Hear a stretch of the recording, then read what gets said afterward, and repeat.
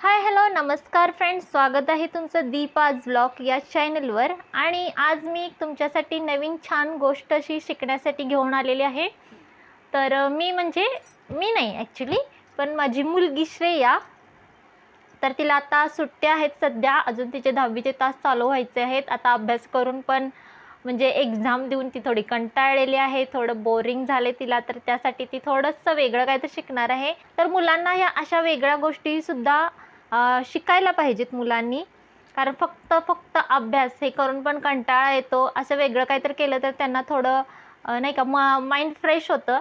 तर यासाठी ती आज बनवणार आहे अगदी छान गोष्ट, लेडीजना तर अतिशय उपयुक्त आहे। आणि त्यासाठी अगदी घरातील जे साहित्य आहे त्यातूनच आपण ते बनवणार आहोत। तर काय गोष्ट आहे ती बघूया, आणि श्रेया कशा पद्धतीने बनवते ते देखील मी तुमच्याशी शेअर करते। तर इथे श्रेयाने टिश्यू पेपर घेतलेले आहेत आणि त्याचे अशा पद्धतीने एक थोडासा लहान आणि जरा मोठा असे 2 प्रकारचे चौकोनी तुकडे करून घेतलेले आहेत। तर इथे जरा फॅनमुळे उडत होतं, तर आता मी फॅन बंद केलेला आहे। हे बघा, एक थोडासा साईज लहान आहे आणि एक जराशी त्याच्यापेक्षा मोठी साईज आहे। तर अशा पद्धतीने आपण त्याचे चौकोनी तुकडे करून घ्यायचे।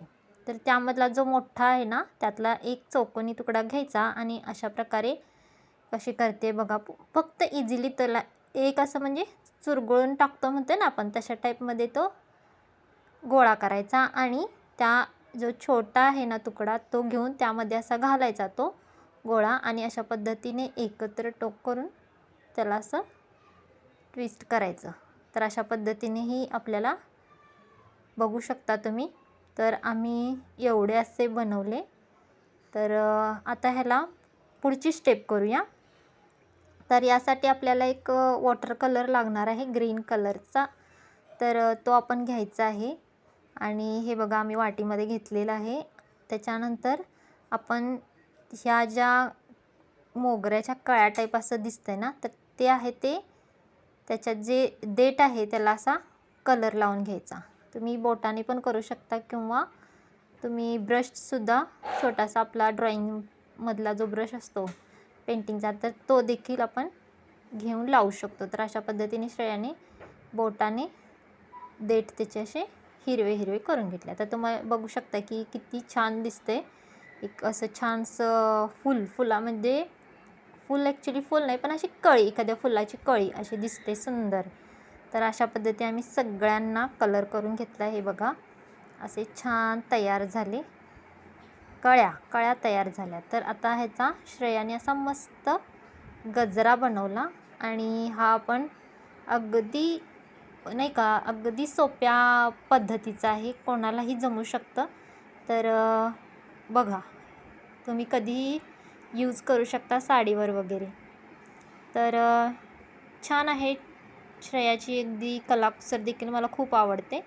पण तिचं ना मूडवर असतं, तिचा मूड असेल ना तर अगदी मनापासून कोणती वस्तू असू दे छान बनवते ती, आणि तिला आवड पण आहे।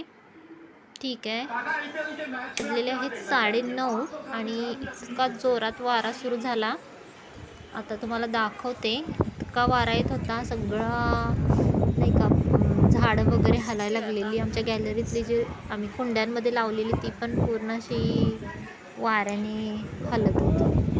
गरम होते तेव्हा आम्ही म्हणतो नाही का पान पण हलत नाही, आणि हे बघा आता किती हलायला लागले।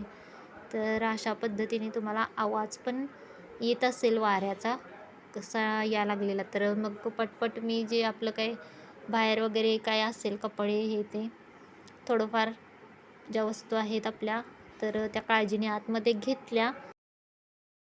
तर वारं सुटल्यानंतर ना मंथनला झाडांची खूप काळजी वाटायला लागली, आणि असं झाडांच्या इथं उभारून मम्मी झाडांना वाचव असं करायला लागलेला तो। वारं आल्यानंतर एक 10-15 मिनिटाने मग पावसाचे थोडेसे असे थेंब पडायला लागले, आणि इतका काय मोठा आला नाही, पण थोडंसं झिरमिट काय म्हणतात ते झिरमिट वगैरे असा टाईपचा पाऊस आला। तर ठीक आहे, आजचा ब्लॉग इथंच एंड करते, आणि माझे व्हिडिओ आवडत असतील तर नक्की चॅनलला सबस्क्राईब करा आणि व्हिडिओला लाईक करा, शेअर करा। तर चला आता सर्वांना गुड नाईट म्हणते। तर आम्ही मग थोडा वेळ गॅलरीत उभं राहिलो, वारं छान असं घेतलं आणि नंतर वाऱ्याबरोबर जे विजा कडकडायला लागल्या त्यामुळं मग सगळे आम्ही घाबरलो आणि मग नंतर मग आतमध्ये गेलो.